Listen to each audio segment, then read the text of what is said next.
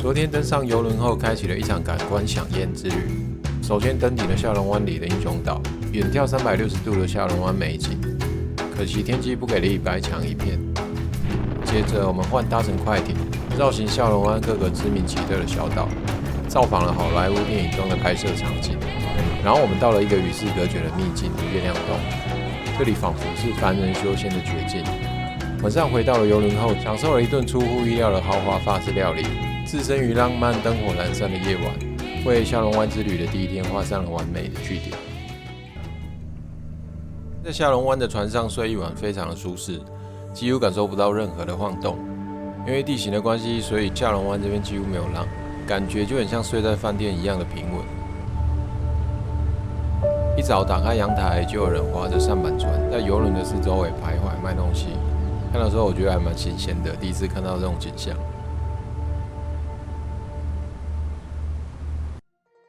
一早一样没有任何的阳光，但能见度看起来有比昨天好一点，也有可能是清晨的光线角度的关系。这边水面的山边都透着淡淡的蓝色，越远的山颜色越明显，一层一层的堆叠着。传统水墨画的春插点染在这个清晨表现得淋漓尽致。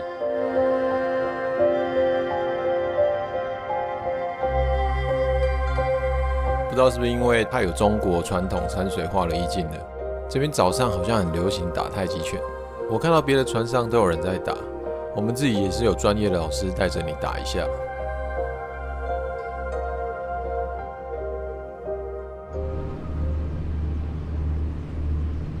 一早是探访下龙湾的石灰岩洞穴金旗洞。昨晚邮轮就先停泊在一个弯月形的地形之中，然后这边离洞口大概几百公尺远。船上提供简单的餐点让大家吃过后，就马上要换搭小船过去了。今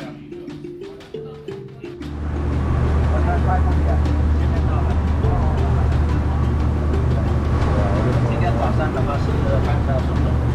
下龙湾最大的惊讶洞，多角平头部A级B处，所以要走的话要走完。金旗洞是法国人于1901年发现的，也可以把它叫做惊讶洞，因为当时的发现者一进来就被洞穴内部壮阔的地形所震撼，然后发出惊叹的得名。目前这里是下龙湾最大的钟乳石洞，洞内有各式各样的钟乳石、石笋、石柱还有石脸等等，里面的空间大概有1万平方公尺。这个洞穴并不是在地底下，而是大概在海平面25公尺左右的山腰里面。太慢了，现在排队上山中，我觉得爬起来不会累。多的，而且现在很早，因为大家都会来上过夜，所以就很早就过来了。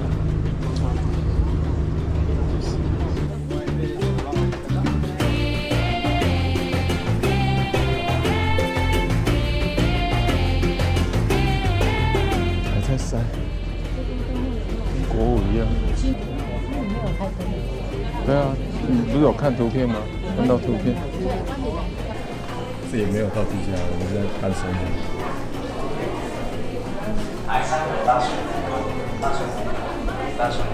导游跟昨天说一样的话，就是要发挥3分想7分像的想象力。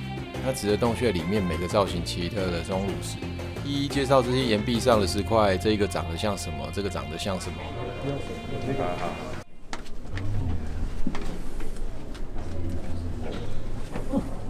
好多人恐龙化石，不要瞎掰好吗？恐龙化石。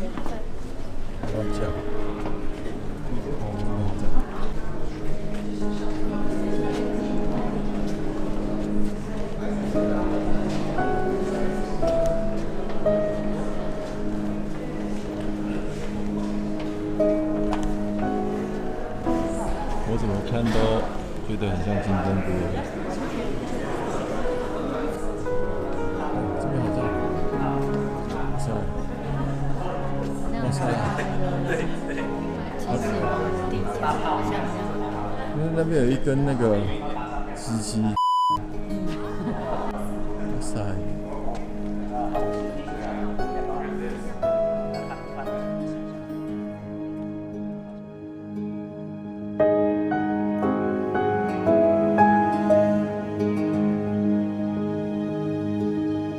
来金崎洞后，来到这个很宽广又延伸很长的空间，特别有种在探险的感觉。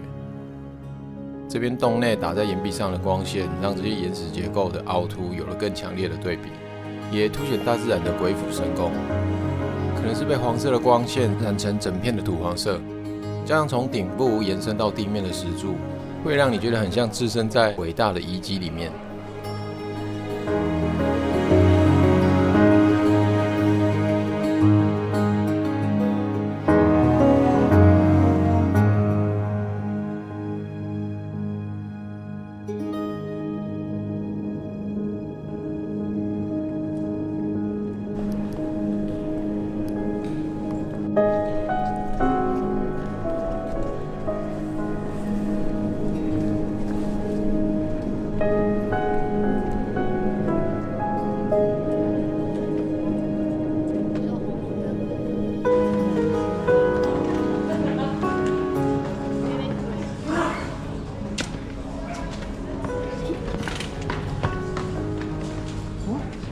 出来就卖衣服了。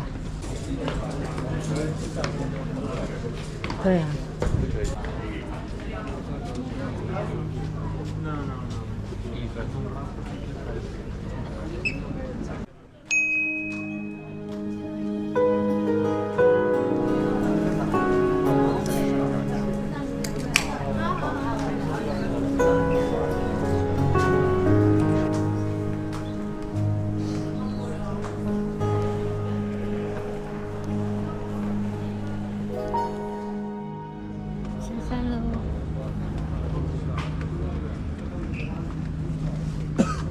有点窄哦。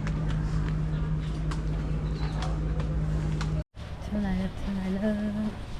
我们要去找我们的船。我们不是最后的，后面还有人啊。小军在后面。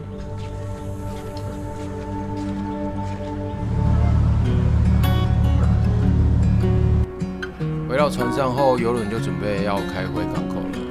下龙湾的旅程也即将告一段落。那些矗立在像湖一样平静的海面上的石灰岩岛屿，如诗如画。下龙湾的自然景观令人叹为观止，这个是毋庸置疑的。毕竟都已经列为世界文化遗产了。可是更让我印象深刻的是在船上的整趟的旅游体验，可能是我自己已经穷游习惯了。对我来说，吃住都已经算是很豪华、很享受了，还在这么漂亮的地方，我觉得真的是很感人。感谢生命的美好。除了我很喜欢的大自然，短短2天1夜的体验算是非常的丰富还有多元，真的值得推荐。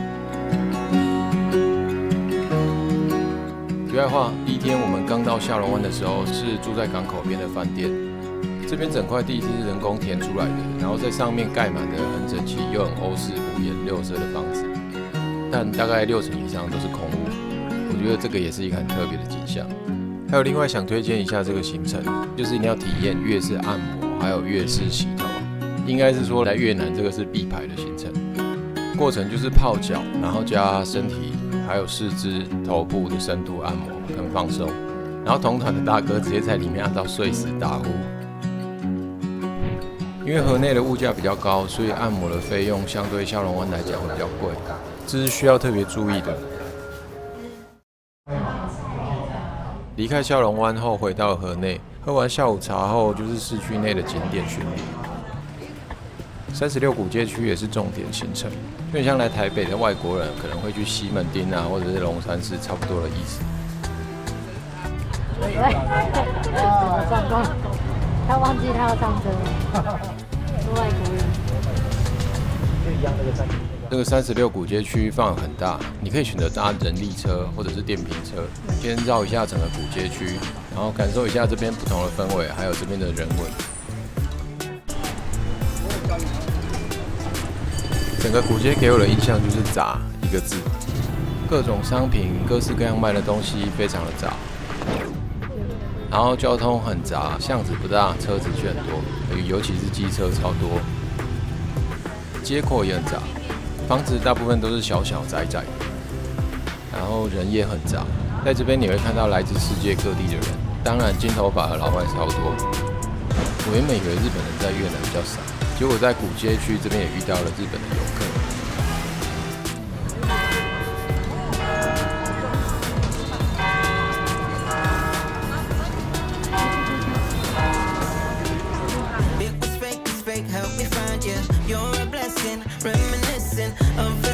find myself guessing. Feel the beat tonight, something good inside. Set you free, let you lose all track of time. Come on, have a conversation. Don't treat me like a stranger.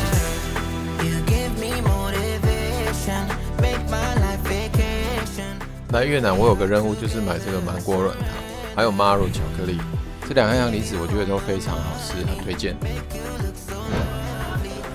芒果软糖就在圣若瑟教堂附近的杂货店就有卖，记得来古街的小摊贩买东西，大部分的东西都是可以杀价的。Maro 巧克力同样在教堂附近有一间官方的专卖店，因为是专卖店，所以只好放弃杀价。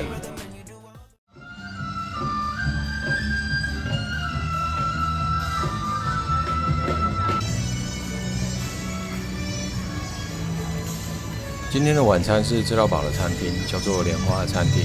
内部有个又大又漂亮的造景花园，然后餐厅也分了好几种不同的风格，有看到中国风的、西洋风的，还有现代风的，走的是一个浮夸的路线。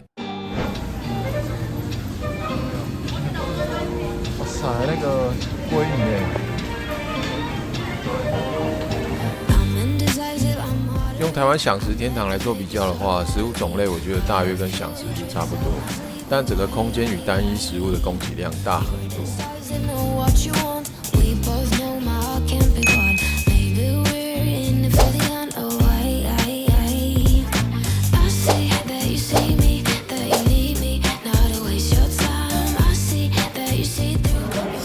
龙虾粥吗？海鲜粥。上面有木炸，很好吃，对不对？嗯，像，它是一个要求哎，在哪边啊？真的什么都没有雷嘞，都没有吃到雷，到现在都没吃到雷。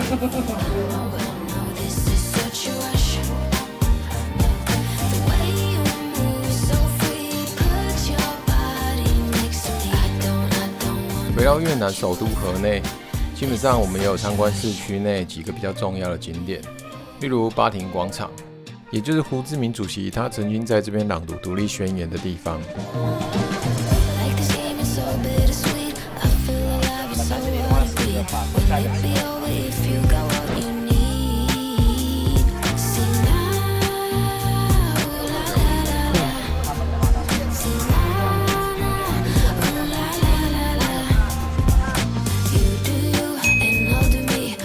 除了前面有提到芒果软糖还有巧克力之外，还可以买坚果类的食品、芒果干，还有咖啡豆。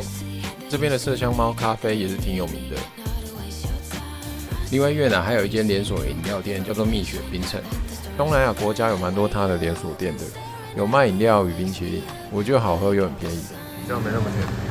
饼干的之外，